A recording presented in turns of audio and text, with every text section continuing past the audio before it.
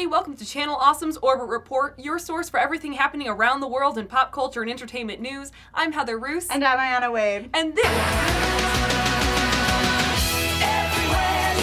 Stop full housing us.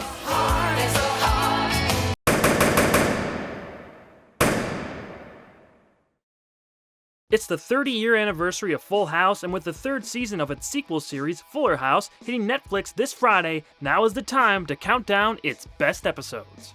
This series lasted 8 seasons, from 1987 to 1995, and, for a time, aired on ABC's iconic TGIF block. Full House was very popular among those who followed the show, and while it was never a critical hit, it was always a very high-rated program. After it ended in the mid-90s and began running on syndication, it became even more popular and is still airing across TV to this day. The syndicated run has created new fans, and now multiple generations have grown up with the Tanners in that familiar San Francisco home. What are the most memorable and best Full House episodes, though? There are quite a few considering 192 installments aired, so let's find out right now. These are the top 5 best episodes of Full House.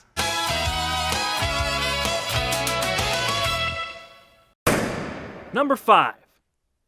Another opening, another no-show, from Season 7. Uncle Jesse is reopening the long-closed-down Smash Club and even landed the band REM. Well, sort of. However, as time ticks down to letting the first guests in, everything that can go wrong does. Jesse gets locked in a storage closet with Kimmy Gibbler and has to find a way out to salvage the club's re-debut. This is one of those episodes that never left me. I probably saw it when it first aired and many times since then. Jesse being locked in the storage closet with Kimmy as his new Smash Club opens without him is just very memorable to me, as is this line. The Smush Club. Since Jesse and Kimmy are stuck with each other, we also get a rare moment of tolerance from the annoying neighbor and the hair-obsessed uncle. It really hurt my feelings. Really? Yeah. I'm sorry, Kimmy. The REM joke also worked pretty well. When they break out into Whip It, I still chuckle a bit. I said whip it! Whip it good! Ben Stein with a ponytail also has a guest spot in this episode, and it's great, because it's Ben Stein with a ponytail. Excellent. Subtle yet sophisticated. Jesse making his unintentionally spectacular entrance on the disco ball is also a memorable moment. Him reopening and owning the Smash Club was a logical step for the character and brought back a repurposed set for future episodes. Number 4. Road to Tokyo from Season 6. Jesse's cover of the Beach Boys song Forever may have only hit number 99 in the US, but soars to number 1 in Japan.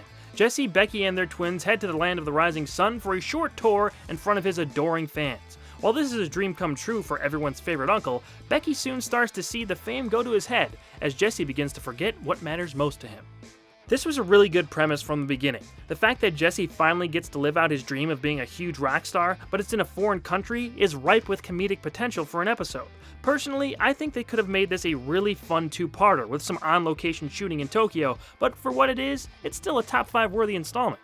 Jesse's arc in Japan is pretty by the numbers, but it's nice and effective. After seeing her husband start to lose touch with what's truly important to him, Becky calls him out in a pretty well-acted scene as Full House goes. You just agreed to tour for a whole year without so much as asking me what I thought. Well, we'll have fun just like we've been having. Oh, yeah, Jess, it's been a blast. Eating without you, sightseeing without you, kissing the kids goodnight without you. The real star of this episode is, of course, Koji, break out the good stuff. Honey roasted. I love this guy. Look, you're talking to your fruit.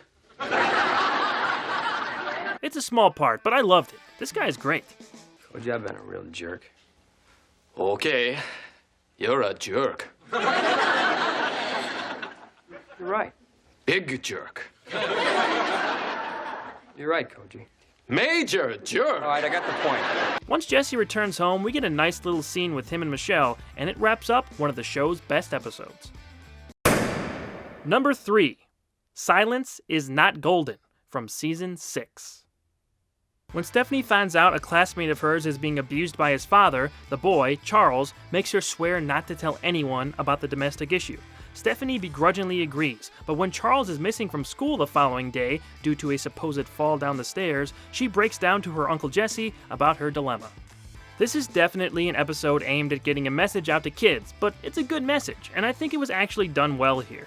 Rarely do things get this serious in the show for such a serious reason, and I think that's why this one stands out. I forgot to phone my dad and tell him I was gonna be late. He's gonna kill me! I gotta go! The Charles! Steph, you gotta swear to me. You can't tell anyone as long as you live. Ever. You got it, okay? Okay, I swear.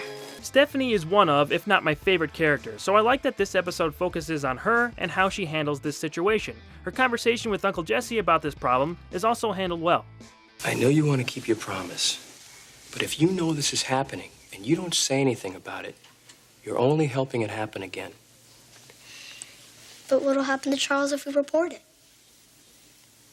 What'll happen to Charles if we don't? While that storyline takes up the bulk of the episode, there are a few lighter moments. Hold it. Not so fast. Hey, you know, in Tootsie, that was a guy. No, seriously. I really like this story, a little arc for Stephanie. She ends up appreciating her father more and realizing just how lucky she actually is. Also, Topanga is in this episode, so extra points for that. No way! Number 2. Michelle Rides Again, Part 2, from Season 8. The series finale and conclusion following Part 1, Michelle Rides Again sees the effects of the youngest Tanner's injury from falling off a horse. She has amnesia and can't remember who she is or any of her family members. The Tanners try to remind Michelle of all they've been through as she struggles to get her memory back. As a Full House series finale, I was satisfied with this episode. Part 1 isn't bad, but really just a setup. They recap it at the beginning, then get into the more interesting stuff. I'll admit it was a bit heartbreaking seeing this for the first time way back when. As a kid of nearly the same age, Michelle was my point of view character and definitely a charismatic scene stealer. Seeing her act so different and not remember anyone was emotionally effective when I was younger. Obviously less so now, but this was a pretty solid way to create some tension as the series wrapped up. There's a point where Michelle asks where her mother is, and you can just see the mood in the room change. The tragedy at the center of Full House is seldom directly mentioned after the first season, but when it was brought up, it usually made for a good scene. So where's my mom?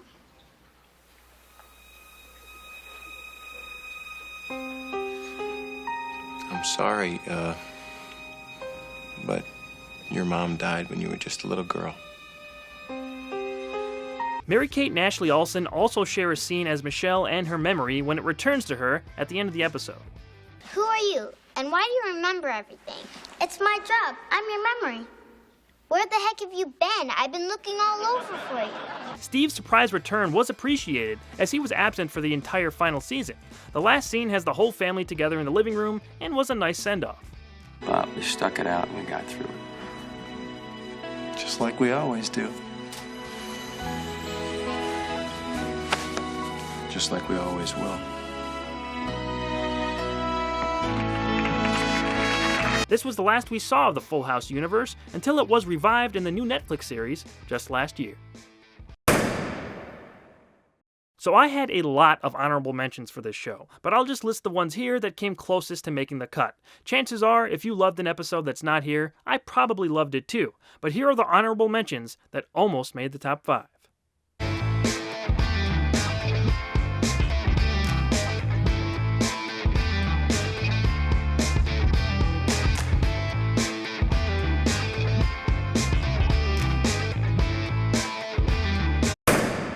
And the number 1 best Full House episode is The Wedding, Parts 1 and 2 from Season 4.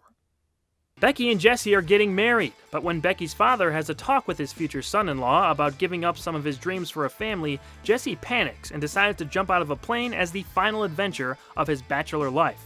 When he gets stuck in a tree on his way to the ground, he becomes late to the wedding, and everyone becomes frantic trying to find him so he can marry the love of his life.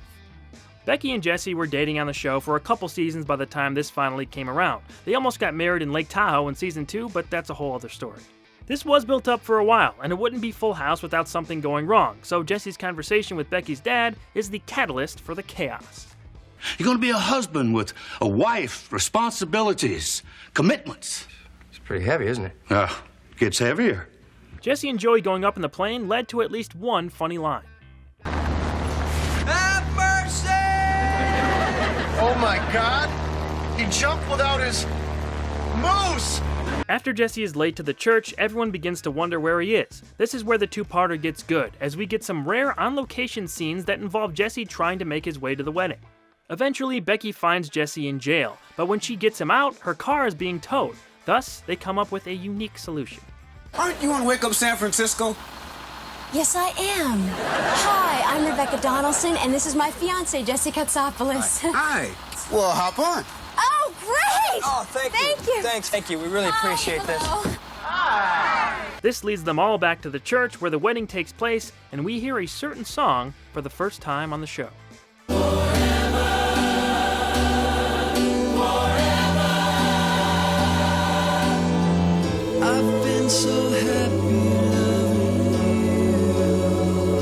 I think this is Full House at its best. While always cheesy, this episode is humorous and heartfelt. It's probably the Tanners at their happiest, and we get a nice little adventure thrown in. In my opinion, this one stands above the rest.